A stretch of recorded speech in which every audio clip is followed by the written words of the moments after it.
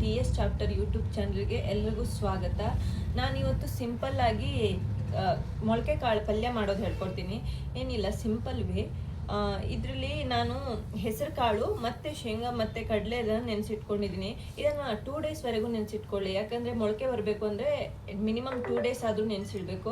ಹಾಗೆ ಸ್ವಲ್ಪ ಸಾಸಿವೆ ತೊಗೊಂಡಿದ್ದೀನಿ, ಹಾಗೆ ಟೊಮೆಟೊ ಮತ್ತು ಆನಿಯನ್ನ ತೊಗೊಂಡಿದ್ದೀನಿ. ನಾನು ಚಿಕ್ಕ ಟೊಮೆಟೊ ಮತ್ತು ಅದರ ಅರ್ಧ ಅಷ್ಟು ಆನಿಯನ್ನ ತೊಗೊಂಡಿದ್ದೀನಿ. ನಿಮಗೆ ಜಾಸ್ತಿ ಬೇಕು ಅಂದರೆ ಜಾಸ್ತಿ ಕೂಡ ತೊಗೋಬೋದು. ಹಾಗೆ ನಿಮಗೆ ಕರಿಬೇವು ಬೇಕು ಅಂದರೆ ಅದನ್ನು ಕೂಡ ಹಾಕ್ಕೊಳ್ಬೋದು. ನಾನು ಅದನ್ನು ತೊಗೊಂಡಿಲ್ಲ.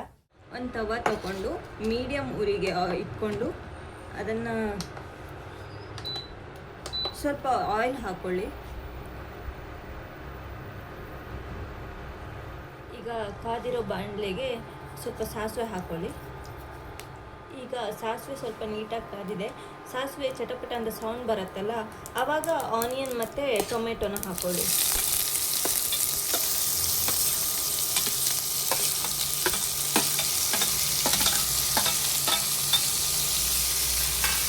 ಇವಾಗ ಆನಿಯನ್ ಕಂದು ಬಣ್ಣ ಆಗಿದೆ. ಸೊ ಇವಾಗ ಮೊಳಕೆ ಕಾಳು ಇದೆಯಲ್ಲ, ಅದನ್ನು ಹಾಕ್ಕೊಳ್ತಾ ಇದ್ದೀನಿ.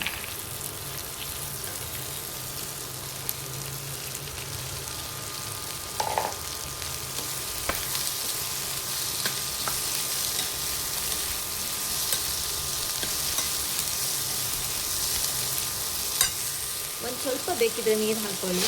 ನಿಮಗೆ ಅಂದಾಜಿಗೆ ತಕ್ಕಾಗಿ ನೀರು ಹಾಕ್ಕೊಳ್ಳಿ.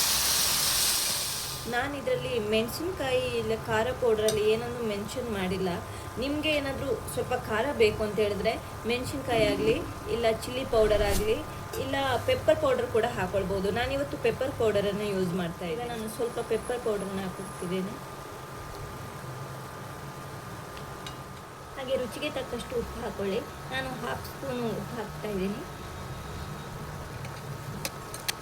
ಮೊಳಕೆ ಕಾಳು ಪೂರ್ತಿ ಬೇಯಬೇಕು ಅಂತ ಇಲ್ಲ, ಅರ್ಧ ಬೆಂದರೂ ಕೂಡ ಇದು ಟೇಸ್ಟಿಯಾಗಿರುತ್ತೆ. ಆ್ಯಕ್ಚುಲಿ ಮೊಳಕೆ ಕಾಳು ಹಾಗೆ ತಿಂದರೂ ಕೂಡ ಇದು ಹೆಲ್ತ್ಗೆ ಒಳ್ಳೆಯದು. ಸೊ ನಾವು ಈ ಥರ ಮಾಡ್ಕೊಂಡು ತಿಂದರೆ ಕೆಲವೊಂದು ಮಕ್ಕಳು ಕೂಡ ತಿಂತಾರೆ. ಇದು ನಮ್ಗೆ ಇವಾಗ ಮೊಳಕೆ ಕಾಳಿನ ಪಲ್ಯ ರೆಡಿಯಾಗಿದೆ. ನೀವು ಇದನ್ನು ಹೀಗೆ ಊಟಕ್ಕೆ ಸರ್ವ್ ಮಾಡ್ಬೋದು. ನೀವು ಇದನ್ನು ರೈಸ್ ಜೊತೆಗಾಗಲಿ ಹಾಗೆ ದೋಸೆ ಜೊತೆಗಾಗಲಿ ಹೇಗಾದರೂ ತಿನ್ಬೋದು. ತುಂಬ ಚೆನ್ನಾಗಿರುತ್ತೆ.